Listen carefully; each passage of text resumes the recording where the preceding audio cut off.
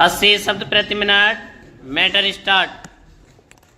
यह सर्वथा उचित है और समय की मांग के अनुरूप भी कि इंडिया AI इम्पैक्ट शिखर सम्मेलन के अवसर पर न्यायपालिका में आर्टिफिशियल इंटेलिजेंस के उपयोग को लेकर भी एक सत्र का आयोजन किया गया। इसमें इस पर विचार किया गया कि मशीनी दक्षता किस प्रकार भारत की न्याय व्यवस्था को मजबूत कर सकती है। चूँकि इस कार्यक्रम में विधिवेत्ताओं के साथ लॉ फर्मों के विधि विशेषज्ञों ने भी भाग लिया, इसलिए यह आशा की जाती है कि आने वाले समय में न्यायिक तंत्र में AI का उपयोग और बढ़ेगा एवं उससे आम लोगों को लाभ भी मिलेगा। जब जीवन के हर क्षेत्र में AI का उपयोग हो रहा है, तब फिर न्यायपालिका के क्षेत्र में भी ऐसा होना चाहिए। वैसे तो सीमित स्तर पर न्यायिक तंत्र में AI का उपयोग हो रहा है, लेकिन अभी इसका आकलन किया जाना शेष है कि उसके वांछित परिणाम मिल पा रहे हैं या नहीं। वर्तमान में ई-कोर्ट परियोजना के तहत न्यायिक तंत्र में AI आधारित कई तरह के टूल्स उपयोग में लाए जा रहे हैं, जैसे मशीन लर्निंग टूल अदालती फैसलों का अंग्रेजी से क्षेत्रीय भाषाओं में अनुवाद करता है।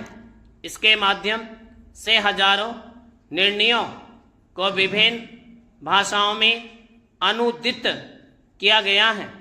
एक अन्य टूल फाइलों का विश्लेषण करने, प्रासंगिक कानूनों और उदाहरणों को खोजने में मदद करता है।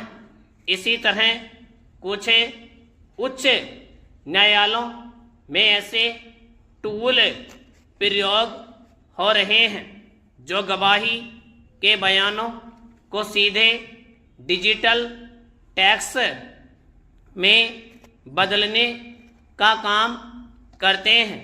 न्यायिक तंत्र में AI का उपयोग इस तरह होना चाहिए कि लोगों को समय पर न्याय मिलने की संभावनाएं बढ़ें।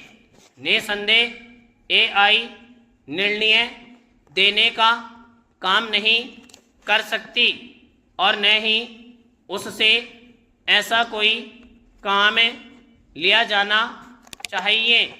मानवीय विवेक का स्थान AI नहीं ले सकती, लेकिन उसका इतना सहयोग तो लिया ही जा सकता है जिससे कागजी कार्रवाई का बोझ कम हो।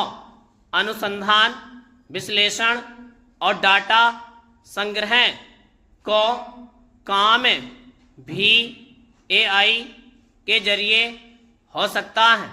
इस सबके साथ ही यह भी समझा जाना चाहिए कि न्यायिक तंत्र में AI का इस्तेमाल तभी प्रभावी होगा जब अपेक्षित न्यायिक सुधार भी किए जाएंगे।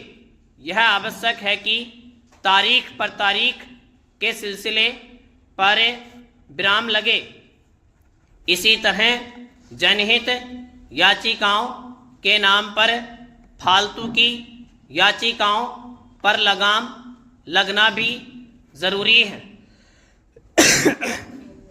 इसकी अनदेखी नहीं की जानी चाहिए कि हर क्षेत्र में सुधार हो रहे